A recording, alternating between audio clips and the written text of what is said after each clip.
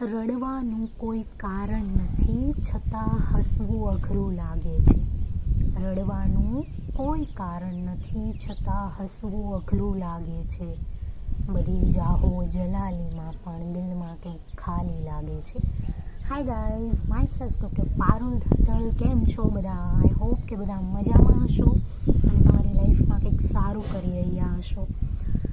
તો આજના વિડીયોમાં મારે એક બહુ જ ઇમ્પોર્ટન્ટ વાત કરવાની છે કે અત્યારની જે મેઇન પ્રોબ્લેમ કે આજની જે આપણી મનની શાંતિ ભંગ થઈ રહી છે, આપણું મન અશાંત છે, તો એના કારણો શું છે અને at the end of the video આપણે વાત કરશું કે કઈ એવી ઇઝી ટિપ્સ અને ટેકનિક્સ છે કે જે અપ્લાય કરીને તમે તમારા જીવનમાં શાંતિ લાવી શકો છો, તમારા મનને શાંત કરી શકો છો.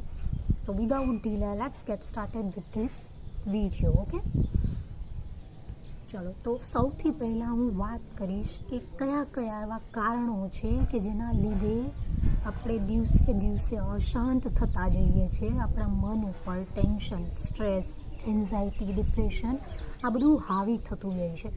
તમે એક સેકન્ડ માટે વિચારો કે આપણી પહેલાંની જનરેશન, યાની કે આપણા મમ્મી પપ્પા, એના જમાનાની એ જ્યારે વાત કરે, આપણે એને જ્યારે કંઈક કહીએ કે ભાઈ મને આવું થાય છે, બરાબર, તો એ લોકો કહે કે અમારા જમાનામાં તો એવું કંઈ નહોતું, તમને લોકોને જ ટેન્શન થાય છે વગેરે વગેરે. પણ અત્યારની લાઈફસ્ટાઈલ એ રીતની આવી ગઈ છે કે ના છૂટકે માણસના માઇન્ડને અશાંત કરી નાખે છે, બરાબર. તો પહેલાં એવું શું હતું કે જેના લીધે માણસનું મગજ, માઇન્ડ એનું શાંત હતું? તો એના ઉપર આપણે વાત કરશું. તો સૌથી પહેલું કારણ કે મેં જે કારણો ઓબ્ઝર્વ કર્યા છે આપણી મનની અશાંતિ માટેના, સ્ટ્રેસ, એન્ઝાયટી, ડિપ્રેશન માટેના, તેનું સૌથી પહેલું અને મોટું કારણ જો મેં ઓબ્ઝર્વ કર્યું હોય તો એ છે સોશિયલ મીડિયા. યસ, ફર્સ્ટ કારણ કે જેના લીધે આપણું માઇન્ડ છે એ દિવસે દિવસે અશાંત, સ્ટ્રેસવાળું થતું જાય છે. અને સૌથી પહેલો મારો ક્વેશ્ચન તમને એ છે કે સૌથી પહેલાં તમે તમારી જાતને પૂછો ઓર ચેક કરો કે તમારો રેગ્યુલર સોશિયલ મીડિયા પ્લેટફોર્મ પરનો સ્ક્રીનિંગ ટાઈમ તમારા ફોનનો શું છે. એક એવરેજ કે જે કોર્પોરેટ જોબમાં હશે એ વ્યક્તિનો પણ આઈ એમ શ્યોર કે એનો ટાઈમ પણ રેગ્યુલર દિવસનો, પર ડેનો 4 થી 5 કલાકનો હશે. તો તમે વિચારો કે જે અનએમ્પ્લોયડ પર્સન છે, કે જે કંઈ કરતું નથી, તો એનો સ્ક્રીનિંગ ટાઈમ કેટલો હશે? માણસ અત્યારે 7-7, 8-8 કલાક છે સોશિયલ મીડિયા ઉપર ટાઈમ સ્પેન્ડ કરે છે અને એ કેટલી હદે છે આપણા માઇન્ડને અશાંત કરે છે. એનું સૌથી મોટું કારણ શું છે ખબર છે? કારણ છે કે આપણે આપણી જાતને સોશિયલ મીડિયાના લોકો સાથે સરખાવીએ છીએ. આપણે સોશિયલ મીડિયામાં જે જોઈએ છીએ એ જોઈને આપણે દુઃખી થઈએ છીએ, મોટિવેટ નથી થતા. બિકોઝ આપણે થાય છે કે માણસો છે કેટલી મોજ શોખ કરે છે અને આપણે ત્યાં ને ત્યાં છીએ, આપણે હજી સારી જોબ પણ નથી મળી, રાઈટ? બટ એ હકીકત નથી. બિકોઝ સોશિયલ મીડિયામાં તમે જે બતાવવા ઈચ્છો એ બધું આવે છે, એ નહીં કે જે માણસના જીવનની હકીકત છે. અત્યારે જો હું ઈચ્છું તો સોશિયલ મીડિયામાં કંઈ બી પોસ્ટ કરી શકું છું.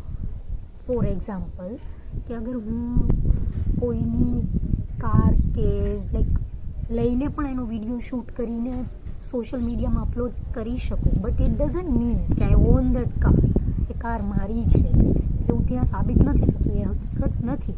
માણસો તેમાં જે બી બતાવતા હોય છે એ હકીકત નથી હોતી, છતાં પણ ક્યાંક ને ક્યાંક આપણું જે સબકોન્શિયસ માઇન્ડ છે એ વસ્તુને લઈને દુઃખી થાય છે. આપણે માઇન્ડમાં ફીડ કરીએ છીએ કે they are enjoying much than us, right? So આ વસ્તુ એ ક્યાંક ને ક્યાંક આપણા મનને અશાંત કરે છે. સો હું એવું કહીશ કે આ એક કારણ છે કે જેના લીધે આપણું માઇન્ડ છે અશાંત થાય છે, આપણે સ્ટ્રેસફુલ રહીએ છીએ, એન્ઝાયટી, ડિપ્રેશન આવે છે.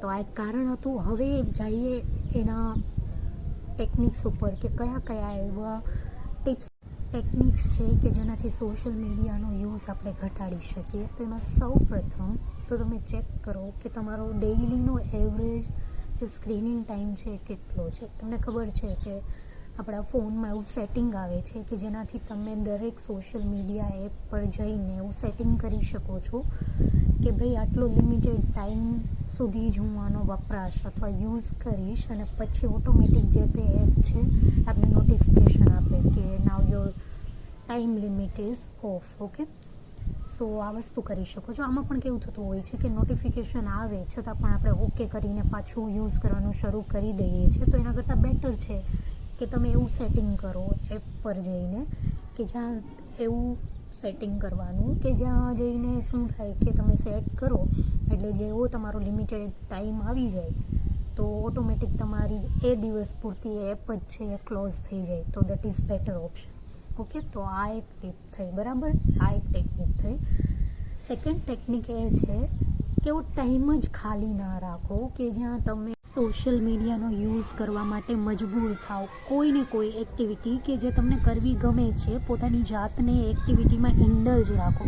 Four example, if you are good at writing, જો તમને લખવું ગમતું હોય તો તમે લખો, વાંચવું ગમતું હોય તો વાંચો, ફિઝિકલ એક્ટિવિટી કરો, કંઈ બી બહાર, હું તો કહું ટ્રાવેલિંગ કરો, રખડો, કંઈ બી. તમને કુકિંગ ગમે છે, કુકિંગ કરો.